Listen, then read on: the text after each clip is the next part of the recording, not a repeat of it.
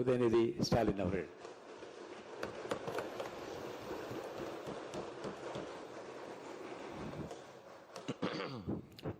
மாண்புமிகு பேரவைத் தலைவர் அவர்களே, துணைத் தலைவர் அவர்களே, முதலமைச்சர் அவர்களே,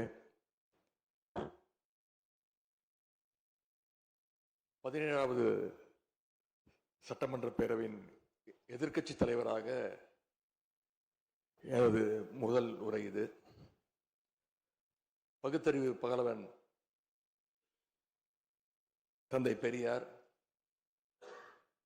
தமிழ்நாட்டுடைய தலைமகன் பேரறிஞர் அண்ணா, நவீன தமிழ்நாட்டுடைய சிற்பி முத்தமிழறிஞர் டாக்டர் கலைஞர்,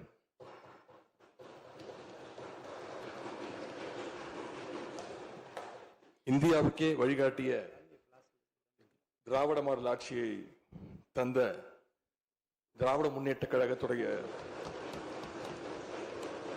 தலைவர் திரு முத்துவேல் கருணாநிதி ஸ்டாலின் என எங்களுடைய தலைவர்களை எல்லாம் வணங்கி என்னுடைய இந்த உரையை துவங்குகின்றேன். முதல்ல என்னை 2வது முறையாக தேர்ந்தெடுத்து இந்த சட்டமன்றத்திற்கு அனுப்பிய என்னுடைய சேப்பாக்கம் திருவல்லிக்கேணி தொகுதி மக்களுக்கு என்னுடைய நன்றியை நான் இங்கே தெரிவித்துக் கொள்கின்றேன். அதே போல எங்கள் தலைவர் தலைமையிலான திராவிட முன்னேற்ற கழகத்துடைய கூட்டணிக்கு 1,52,82,782 வாக்குகளை தந்த தமிழ்நாட்டு மக்களுக்கு என்னுடைய நன்றியை நான் தெரிவித்துக் கொள்கின்றேன். அதேபோல எங்களுடைய கூட்டணி சட்டமன்ற உறுப்பினருடைய வெற்றிக்காக உழைத்த திராவிட முன்னேற்ற கழகத்துடைய அனைத்து நிர்வாகிகளுக்கும், முத்தமிழறிஞர் டாக்டர் கலைஞருடைய உயிரினும் மேலான அன்பு உடன்பிறப்புகளுக்கும், தோழமை இயக்க தலைவர்களுக்கும் தொண்டர்களுக்கும் என்னுடைய நன்றியை நான் தெரிவிச்சுக்கிறேன். இந்த அவையில என் கூட நின்று எனக்கு வழிகாட்டக்கூடிய எதிர்க்கட்சி துணைத் தலைவர் அண்ணன் திரு KN நேரு அவர்களுக்கும், எங்களுடைய கொறடா அண்ணன் வேலு அவர்களுக்கும், துணை கொறடா அண்ணன் திரு கோவி செழியன், செயலாளர் அண்ணன் திரு தங்கம் தென்னரசு, பொருளாளர் அண்ணன் திரு MRK பன்னீர்செல்வம் ஆகியோருக்கும், கழக சட்டமன்ற உறுப்பினர்களுக்கும் என்னுடைய நன்றியை நான் தெரிவிச்சுக்கிறேன். சட்டமன்றத்தில் நேற்று நாம அத்தனை பேரும் பதவி பிரமாணம் செஞ்சுக்கிட்டோம். அதன் பின்பு இன்னைக்கு முதல் நடவடிக்கையா பேரவைத் தலைவரை இன்றைக்கு தேர்ந்தெடுத்திருக்கிறோம். வரலாற்று சிறப்புமிக்க இந்த சட்டப்பேரவையில மாண்புமிகு பேரவைத் தலைவராக தேர்ந்தெடுக்கப்பட்டிருக்கக்கூடிய உங்களுக்கும், துணைத் தலைவராக தேர்வு செய்யப்பட்டிருக்கக்கூடிய திரு ரவிசங்கர் அவர்களுக்கும், எங்களுடைய தலைவர் சார்பாகவும் கழக சட்டமன்ற உறுப்பினர்கள் சார்பாகவும் மீண்டும் என்னுடைய வாழ்த்துக்களை நான் தெரிவிச்சுக்கிறேன். மாண்புமிகு பேரவைத் தலைவர் அவர்களே, இங்கே ஏற்கனவே எல்லாரும் குறிப்பிட்டது போல நானும் கேள்விப்பட்டிருக்கேன். நீங்க எப்பொழுதுமே சிரித்த முகத்துக்கு சொந்தக்காரர்னு கேள்விப்பட்டிருக்கிறேன். அது மட்டும் இல்லை, எல்லோருடையும் மிகுந்த அன்போடு பழகக்கூடியவர் அப்படின்னு பலர் சொல்லி நான் கேள்விப்பட்டிருக்கிறேன். இதே சட்டப்பேரவையில் 1980ஆம் ஆண்டு தேர்தலையும் 2011 சட்டமன்ற தேர்தலையும் நீங்க வெற்றி பெற்று ஒரு சிறந்த சட்டமன்ற உறுப்பினராக நீங்க பணியாற்றி இருக்கிறீங்க. எனவே பேரவையுடைய மரபுகளும் விதிகளும் உங்களுக்கு புதுசு கிடையாது. நீங்க தேர்ந்தெடுக்கப்பட்ட இப்பொழுது சேர்த்து 3 முறையும் ஆளுங்கட்சி உறுப்பினரா சட்டமன்றத்துக்குள்ள நீங்க வந்திருக்கிறீங்க. இந்த முறை எதிர்க்கட்சிகளையும் அரவணைச்சு செயல்படுகின்ற ஒரு பேரவைத் தலைவரா நீங்க பொறுப்பேற்றிருக்கிறீங்க. அந்த பொறுப்புல ரொம்ப சிறப்பா நடுநிலைமையோடு செயல்படுவீங்க அப்படிங்கிறதா எங்க அத்தனை பேருடைய எதிர்பார்ப்பு. அதே போல ஒரு எளிய பின்னணியிலிருந்து வந்த முதன்முறையாக சட்டமன்ற உறுப்பினராக பொறுப்பேற்றிருக்கக்கூடிய, மக்களால் தேர்ந்தெடுக்கப்பட்டிருக்கக்கூடிய திரு மாண்புமிகு ரவிக்குமார் அவர்கள் பேரவையினுடைய துணைத் தலைவராக உங்களுக்கு உறுதுணையாக இருந்து இந்த அவையை வழிநடத்துவார் அப்படின்னு நாங்கள் அத்தனை பேரும் நம்புறோம். மாண்புமிகு பேரவைத் தலைவர் அவர்களே, நம்முடைய மாண்பு முதலமைச்சர் அவர்கள் நேற்று எங்களுடைய தலைவருடைய வீடுகளுக்கும் அனைத்து கட்சி தலைவருடைய வீடுகளுக்கும் சென்று வாழ்த்துக்கள்லாம் பெற்றுக்கிட்டு போனார். அந்த அரசியல் நாகரிகம் இந்த பேரவையிலும் தொடரணும் அப்படிங்கிறதா எங்களுடைய எண்ணம், எதிர்பார்ப்பு. ஏற்கனவே நான் சொல்லியிருந்தாலும் மறுபடியும் சொல்ல விரும்புகிறேன். திராவிட முன்னேற்ற கழகம் இந்த சட்டப்பேரவையில் எதிரி கட்சியா இல்லாம ஒரு ஆக்கப்பூர்வமான எதிர்கட்சியாக நிச்சயம் செயல்படும். எங்க தலைவர் அவர்கள் சொன்ன மாதிரி திராவிட முன்னேற்ற கழகம் என்னைக்குமே ஒரு ஆக்க சக்தி தான். மாண்புமிகு பேரவைத் தலைவர்களே, இந்த பேரவைக்குன்னு ஒரு மிகப்பெரிய வரலாறு இருக்கு. இன்னைக்கு இந்தியாவில் பண்பாட்டு ரீதியாகவும் பொருளாதார ரீதியாகவும் தமிழ்நாடு சிறப்பா முன்னேறி இருக்கு. அப்படின்னா இந்த பேரவையில் நடந்த விவாதங்கள், எடுக்கப்பட்ட முடிவுகள், இயற்றப்பட்ட சட்டங்கள், நிறைவேற்றப்பட்ட தீர்மானங்கள், இதெல்லாம் தான் ஒரு காரணம். பிற மாநிலங்களுக்கெல்லாம் ஒரு எடுத்துக்காட்டாக வழிகாட்டக்கூடிய வகையில் செயல்பட்டு இந்தியாவையே திரும்பி பார்க்க வச்ச சட்டமன்ற பேரவை இந்த தமிழ்நாட்டு சட்டமன்ற பேரவை.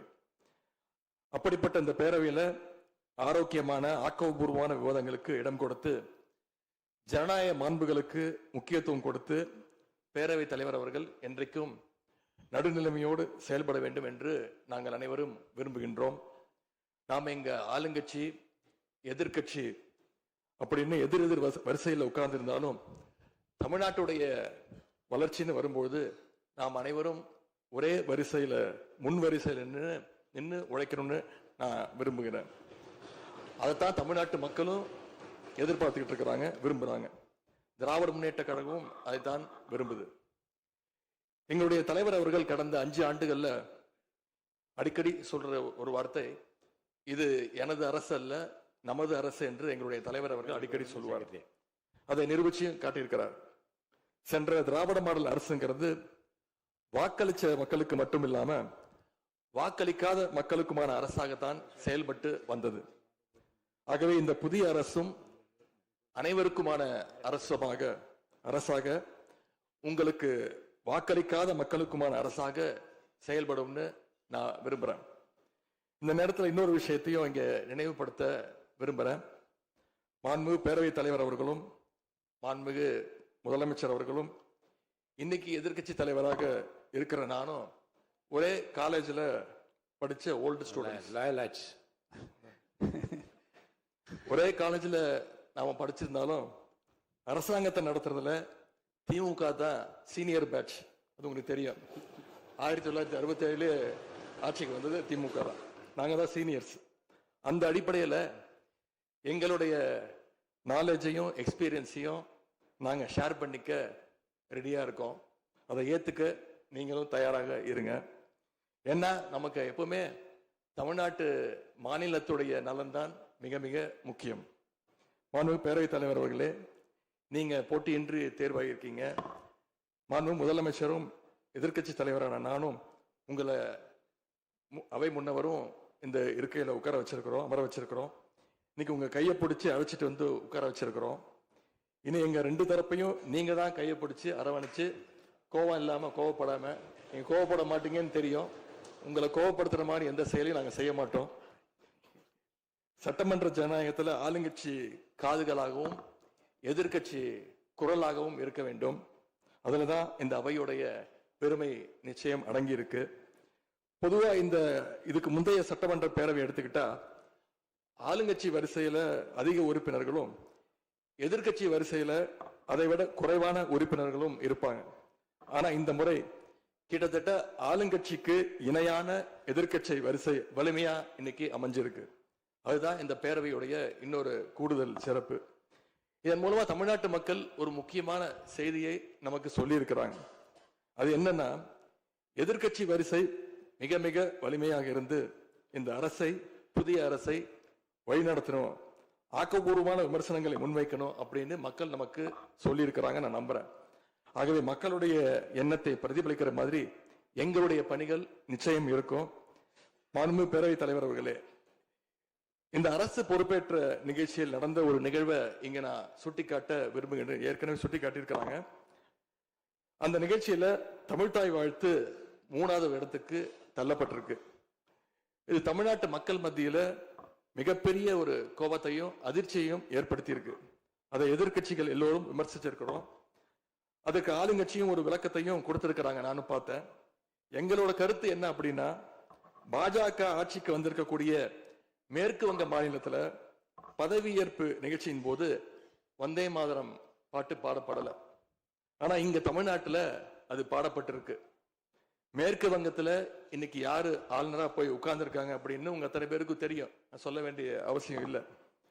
அவர் இங்க ஆளுநரா இருந்தப்போ தமிழ்நாடு சட்டமன்ற பேரவையில தமிழ்தாய் வாழ்த்துக்கு முன்னாடி தேசிய கீதம் பாடணும்னு பேரவையினுடைய மரபையே மாத்த சொன்னவர் தான் இன்னைக்கு மேற்கு வங்கத்துல ஆளுநரா இருக்கிறார். அதை நாங்க உறுதியா, எங்களுடைய தலைவர் அப்போதைய முதலமைச்சர் உறுதியா மறுத்தார். அதனால 2023ஆம் ஆண்டு முதல் தொடர்ந்து 3 வருஷம் அவர் பேரவையிலிருந்து வெளிநடப்பு செஞ்சுட்டு போன காட்சிகளை எல்லாம் நீங்களும் பார்த்திருப்பீங்க. இதன் மூலமா நாங்க சொல்ல வர்றது, அடுத்து விரைவிலேயே இந்த பேரவையில ஆளுநர் உரை நிகழ்த்த இருக்கிறார்.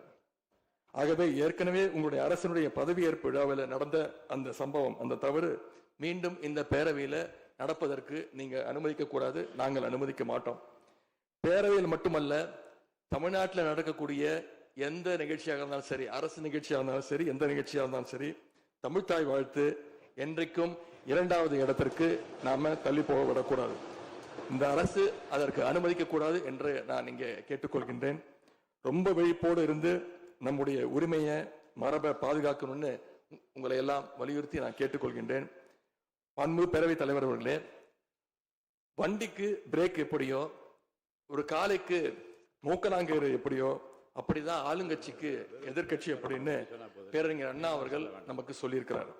ஆகவே பேரறிஞர் அண்ணா சொன்ன வழியில ஆளுங்கட்சியினுடைய செயல்பாட்டை உற்று நோக்கி உங்களுடைய நிறைகளை, குறைகளை சுட்டு காட்டுகின்ற ஒரு ஆக்கப்பூர்வமான எதிர்கட்சியாக நாங்கள் நிச்சயமாக செயல்படுவோம். இந்த அவைக்கு புதியவங்க, ஃபர்ஸ்ட் டைம் எம்எல்ஏஸ் நிறைய பேர் வந்திருக்கிறீங்க, அதுல மிகுந்த மகிழ்ச்சி. அதே போல ரொம்ப வருடங்களுக்கு பிறகு நிறைய பெண் சட்டமன்ற உறுப்பினர்கள் இங்க இடம்பெற்றிருக்கிறீங்க, அதுல எங்களுக்கு கூடுதல் மகிழ்ச்சி. அத்தனை பேருக்கும் மீண்டும் என்னுடைய வாழ்த்துக்கள். தமிழ்நாட்டுடைய உரிமைகளுக்காகவும் வளர்ச்சிக்காகவும் நாம எல்லாரும் சேர்ந்து ஒன்னா பயணிப்போம். எது எப்படி ஆனாலும் திராவிட இயக்கத்தினுடைய அடிப்படை கொள்கைப்படி எல்லோருக்கும் எல்லாம் கிடைக்கிறதை உறுதி செய்கின்ற வகையில எதிர்கட்சி வரிசையில இருந்து நாங்கள் நிச்சயம் செயல்படுவோம். நடந்து முடிந்த தேர்தலில் ஆட்சி அமைப்பதற்கான பெரும்பான்மையை ஆளுங்கட்சிக்கு மக்கள் வழங்காமல் போனாலும் திராவிட முன்னேற்ற கழகத்துடைய தலைமையில் தேர்தலை சந்திச்சு வென்ற தோழமை இயக்க சட்டமன்ற உறுப்பினருடைய ஆதரவோடு ஆட்சி அமைத்திருக்கக்கூடிய புதிய அரசிற்கும் மாண்பு முதலமைச்சர் அவர்களுக்கும் என்னுடைய வாழ்த்துக்களை நான் மீண்டும் தெரிவித்துக் கொள்கின்றேன். மாண்புமிகு பேரவைத் தலைவர் அவர்களுக்கும் பேரவை துணைத் தலைவர் அவர்களுக்கும் என்னுடைய நன்றி. உங்களுடைய பணிகள் சிறக்கட்டும். மீண்டும் என்னுடைய வாழ்த்துக்களை தெரிவித்துக் கொள்கிறேன். நன்றி, வணக்கம். வெல்க தமிழ், வாழ்க தமிழ்நாடு. மக்களை பிரிக்கும் சனாதானம் நிச்சயம் ஒழிக்கப்பட வேண்டும். நன்றி, வணக்கம்.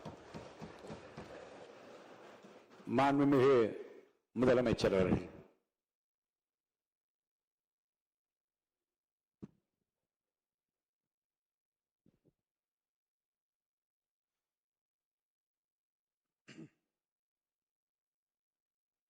மாண்புமிகு பேரவைத் தலைவர் அவர்களே,